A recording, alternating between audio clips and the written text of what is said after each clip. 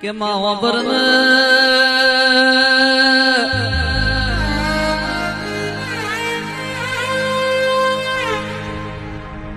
Roman Ravan વચ્ચે યુદ્ધ થયું.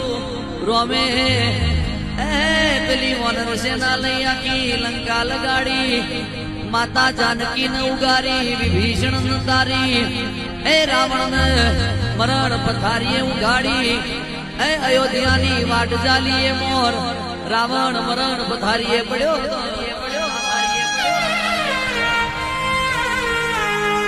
એટલે રોમે લખમણ ને એવું કીધું કે તમે રાવણ જોડે જઈ રાજનીતિના પાઠ ભણી આવવાના.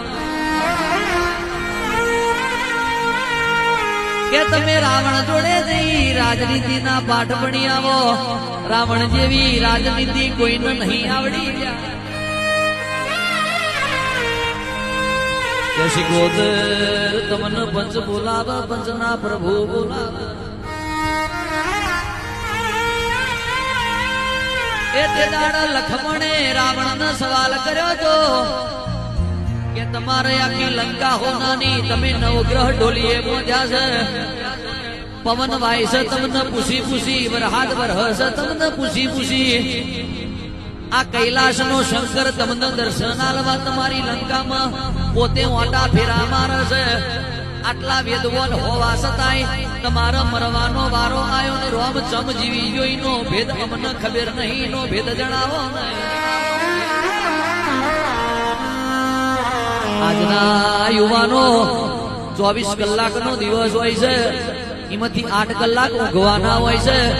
બાકીના 16 કલાકમાંથી 4 કલાક તમારી દૈનિક પ્રવૃત્તિમાં ભક્તિમાં ગાળજો. બાકીના 12 કલાકમાંથી 8 થી 10 કલાક આ મોબાઈલમાં રહેશો તો તમારું ભવિષ્ય અંધરું બની જશે. કેસે જીવવું હોય તો પુસ્તકોમાં મોથું મારજો. આપણું રામાયણ જોજો, આપણું ભાગવત જોજો, આપણું શિવ પુરાણ વાંચજો, આપણું દેવી ભાગવત વાંચજો. જીવનની કોઈ એવી સમસ્યા નથી કે એનો ભેદ નહીં. એ પ્રશ્નનો જવાબ ભાગવતમાં ના હોય. એટલે આપણા વેદોમાં શાસ્ત્રોમાં લખ્યું છે. એ તો ગૂગલ ઉપર નહીં. એ અમેરિકાની નાસા જેવી કંપની નહીં. આપણો વૈદિક પુસ્તકો વાંચીને સંશોધન કરવું પડે છે. એટલે આ મોબાઈલ 1.5 લાખનો હોય તો એ માણસનો બનાવેલો છે. અને તમે અને હું બધા મનુષ્ય એ ભગવાનનો બનાયેલા છીએ.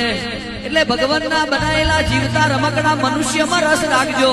મનુષ્યના બનાયેલા કૃત્રિમ રમકડા મોબાઈલમાં રસ રાખશો તો તમારા મારા મેર નીપળ મારા વાજગરા વાગ બોલો.